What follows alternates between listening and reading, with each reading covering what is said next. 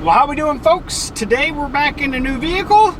This is the 2022 Hyundai Santa Cruz. Different kind of vehicle. Some may like, some may not like, but let's go over all the features.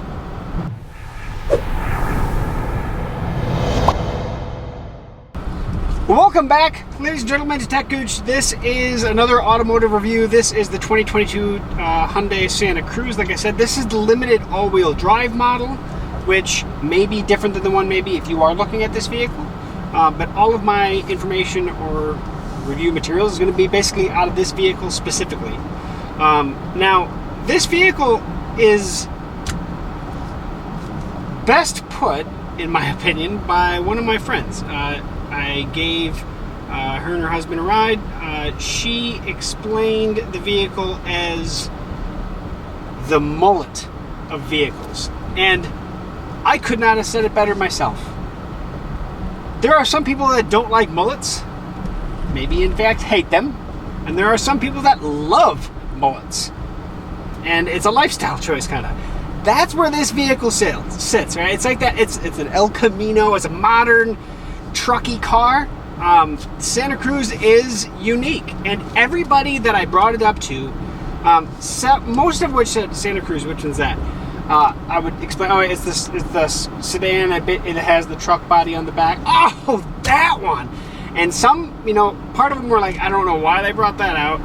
We learned our lessons way back when. And then the other person like, oh, I wonder how that is. That seems like maybe that'd be a really good thing. It's kind of both, to be honest about it. It's out of the set of vehicles that I've done, and this is the last one that I will have for this calendar year of 2021. We're coming up into Christmas now, and this is going to be my last one of this set of reviews that I'm doing. And it's my youngest daughter's. It's her favorite looking of the entire bunch. Now, I disagree with that, but I'm not here to compare this vehicle with all these other vastly different vehicles that I've done reviews on lately. So I'm not going to do that so much as talk about my experiences now that I've been driving this around town for a week. I have some great things and some not so good things to say about it, to be honest. I really like the vehicle in a lot of aspects. I do like actually the small truck end. I'm not going to say that it's my favorite looking of the bunch, but it is attractive in a niche kind of way, and at the same time, I like the storage option. I like having that external trunk base, but completely different type of storage than a standard trunk. I'm actually going to park here, but outside of that, the roller cover that they have on the back actually works really good. It's actually a really nice interior. It's a little squished because in a traditional sedan you'd have a little bit more space in the back seat, and you'll see that here shortly as well. But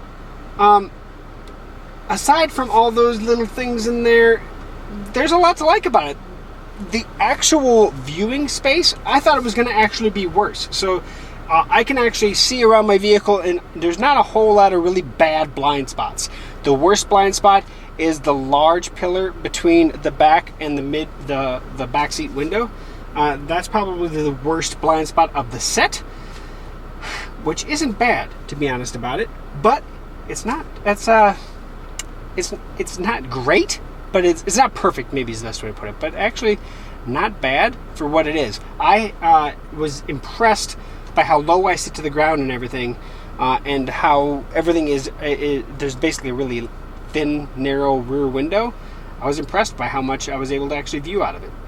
Now, probably the thing that I was least impressed by on this vehicle in the short period that I had it, most of the driving I did was in town. Some of the driving was on the highway. It actually did decent on the highway and everything, but I was actually expecting better fuel economy. Now, I know I've been saying this a lot recently, but a small vehicle like this should get better fuel economy than like my Toyota Tacoma. Now, I have a 3.5 liter V6 in my Tacoma. This has a 2.5 turbocharged 4-cylinder with an 8-speed transmission versus my 5-speed in my Tacoma. So that's going to be my direct comparison, right? I don't see a vastly different fuel economy. Around my town, 1 to 2 miles per gallon is not worth going down in size in every way possible and losing power in every way possible. I disagree with that. I don't know how they got to the fuel economy they got. Now, if you're on the highway more on this one, this gets vastly better fuel economy, I think, on the highway than my Tacoma does. I'm pushing maybe 21, 22 if I'm lucky. This one is rated at 27. I was getting probably 25, 26 where I was going.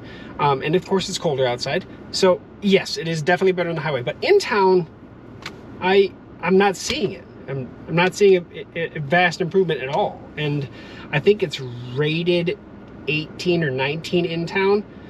So it's rated better than my Tacoma, but I'm not seeing a vast improvement at all. So that's my 2 cents on that one.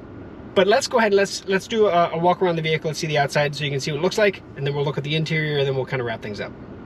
Okay, sorry about the shadowing, but of course it's wintertime, so almost wintertime. I don't know, wintertime actually today, look at that. But you can see, like I said, my youngest daughter thinks this is just the best looking vehicle.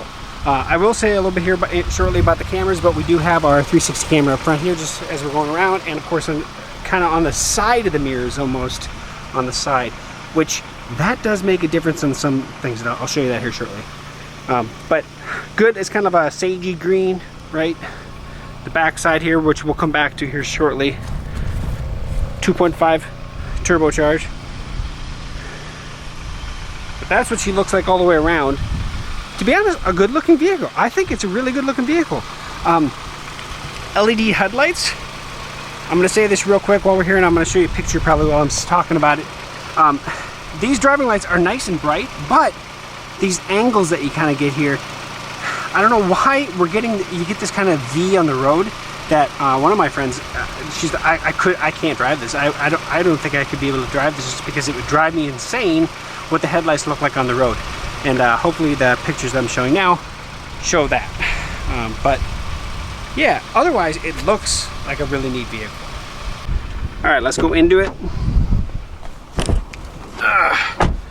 So we have our display here. Now, if you watch my other Hyundai review on the Tucson, everything on the instrument cluster essentially is the same, right? We have our cameras that'll show the turn signals, actually put the mirrors up when we actually do the turn signals. We have the same controls in this, basically the same steering wheel. The radio is essentially the exact same radio. All touch button controls, volume included and everything, which again, if you watch any of my other videos, I prefer dials for certain things, and volume up and volume down is one of those that I almost absolutely want to dial for, because it works so much better than constantly pushing or pushing and holding. So that's something I'm going to say real quick. It does have full climate controls on this one as well. The let's see if I can make sure I can see that properly. The Qi charger down here works really good even with iPhones with MagSafe on it. We do have a 180 watt 12 volt receptacle up here, just 2 USB plugs for power, as well as control basic capability for the Android Auto or CarPlay. Outside of what the Tucson was, this is much better layout in my opinion. We don't have the push button, which I'm not against so much, but I do like having this physical shifter. All the buttons here are easy to see. This one's easier to access for the seat heaters and seat coolers and the steering wheel heaters. A lot easier to see, to be honest, than it was on the Tucson, so I do like the layout a lot better.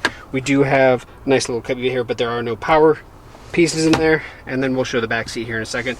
I will show just the standard glove box, just so you're at least you can see that.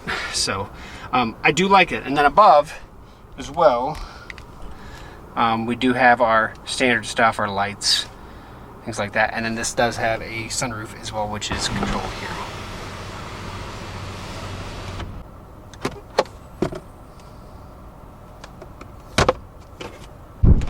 All right, let's go in the back seat where I have my tripod. Now my seat is not super far back, but it does have enough lug space. It's not a super amount of lug space at all. I would consider it still about as good as the Tucson and everything, maybe a little bit smaller, to be honest about it. I actually would typically drive with this seat for a little bit further back, but when I have people in the back seat, I push it slightly forward. So just so you're aware, I'm 5'11", it's in a decently comfortable position, but again, I would typically slide it back a little bit. Just the standard controls for the windows here on the doors. We do have 2 USB ports without the little annoying doors on it, so easy access there. Sorry about that. We do have our vents back here, so we can actually have direct vent to the rear. And then the cup holders are, again, not in the center. They are in the door, but they are actually up at a higher level rather than way down below. So not bad, to be honest. That's not a bad option there, but every time you shut and open the door, you're gonna shake your drink. So that is something to say. Here's what I was talking about earlier, is the window. It's, like I said, it's not very tall, right? It's pretty short. Manual slider. We do have a little guide back there, but it is not powered, so not that's a big deal, but it does have the defrost at least. All right, now we're in the back. So it is a power latch for the gate, and it is a soft open. This is a little weird though. You can kind of see this handle, and at first I was kind of like, well, how the heck do we do it? And you can see that they actually have the grab rope that you can undo the carabiner on, and it's just for pulling it back open once you shut it. There's a yellow guy here, as you can see underneath. So you have to have this gate open to get to it. So you have to have it unlocked, and you turn it 90 degrees, and then you push on the top level and open it up. So you have that roll top that goes back. Now it's not a superb, amazing amount of room, right? It isn't. But it is nice. It gives you more storage options than a traditional car. Back here as well, have a little storage here with a AC plug. So very similar to my truck, but just a little bit bigger box there. And you do have the same thing over here, just without the power. So I like those are handy. There are lights that you turn on from the front. You can kind of see there, they're on both sides, so they do illuminate back here. And then when you go to shut it, pull it up here, pull the handle, just make sure it's all the way, and then this is to lock it so you can't open it from the outside. You can leave this unlocked if you wanted to, but then you could open and close it without having this down. So I'm gonna go ahead and just, so I dropped the carabiner. Put that back quick. I almost forgot to show a really nice, cool part as well. Ridgeline orders and stuff. Right here you can see where it says open, you lift, you just kind of push and lift, and then you have another storage container underneath that kind of goes into the bed. Nice little additional storage, and that shuts, and that shuts. I like this. It's not perfect, but I do like it. One thing I did want to point out real quick with the heads-up display, and this is something I didn't show on the Santa or the Tucson, there are drive modes, and you don't access them from the steering wheel or anything. You actually access them down here. This is your drive mode indicator, and so it's just a up or down kind of item. So when we're up here on the actual item, you can see where it popped up. Oh, let me zoom back in here and get a little more.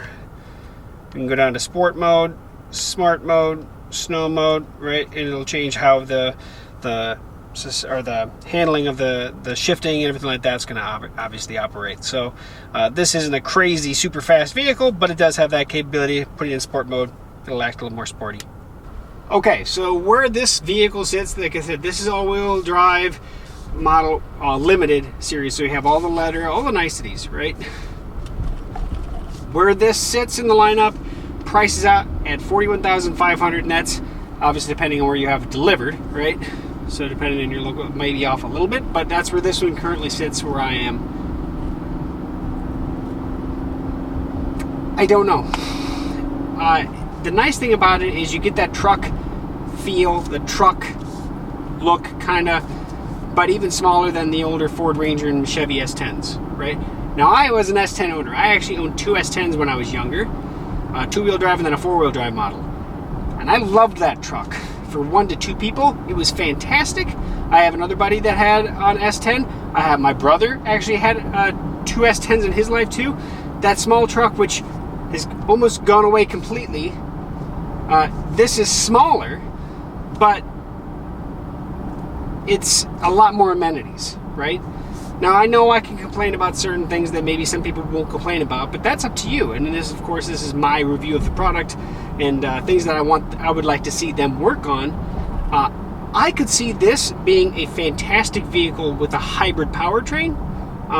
So that's something to consider.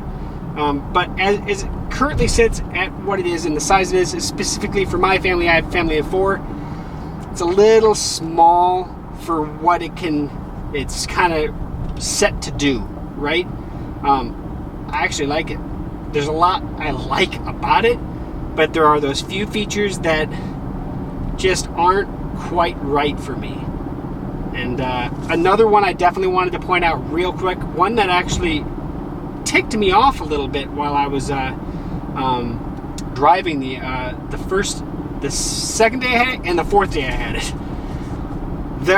This has safety features like all the other vehicles. So this has the lane detection and all that stuff. It has the sensors for backing up. So if you're in a drive when you're backing up and there's vehicles coming from either direction, it'll actually tell you on the screen, your backup screen, which direction the traffic is coming from, and it'll beep at you. However, it also has the capability of applying the brake for you. Now, I was waiting, and it cleared up, and there was a car quite a ways down the street. Actually, it was they weren't going. It was on a 25-mile-an-hour street, and they were down quite a little ways. And so I started backing out to go, and it slammed on the brake, and I couldn't even. It was kind of weird. It wouldn't allow me to just. Okay, no, we're still good. No, it slammed on the brake and made me stop there and wait, and I didn't appreciate that. Then a couple days later, I was going, and I was backing out of a business, wider street. Traffic was coming from the other direction, but I was just kind of pulling off and then staying in this lane, nowhere near the other side of the lane because how wide the street is. And it would not let me go then because there was a car coming from the other way. And it's just kind of stuff like that is frustrating, where it's like, I don't know if the sensors are just tuned wrong or if the sensitivity is cranked way up, but I've never had a vehicle keep me from doing something that in all reality was safe to do. It just wouldn't let me do it. So I think there's some tweaking that has to happen. That, along with the headlight V thing, I don't know what's going on with that. They made me just a headlight alignment issue that has to happen. But that is weird. And it is, I will say, it was annoying to me, but it was super annoying to my wife and a couple of my friends, actually. So that is the Santa Cruz. Things I like, things I don't like. And like I said, every review I do on here, I'm going to be as honest as I can regardless. I like the vehicle. I like where it sits. I kind of hope they keep it. And I understand that some people don't like the small truckish car, right? Because that's what it is. And yeah, I think the acronym of the mullet of vehicles goes with this, because it is, some people will love it and some people will hate it. But it is what it is. And I think it's solid looking. I don't see myself getting one. It's not for me, but that doesn't mean I don't like it, because there are some vehicles out there that I dislike. So that said, guys, thanks for watching. Thanks for sticking to the end. I appreciate you. And if you have any questions or comments, post those below. I do have my new umbrella company, Shoe Geek, which I've been kind of posting videos. I don't know if you watched that at all, but I do have the website done too. So shoegeek.com, you can actually go on there and get a hold of me directly as well. So thank you for watching to the end, and we'll catch you back here on techgooch for another future video review. May not be an automotive review right away, but we have more I'm going to be working on lining up here starting in 2022. So have a wonderful Christmas and New Year's. I don't know if this video is going to come out before then, but I hope you had a great one. So see you soon.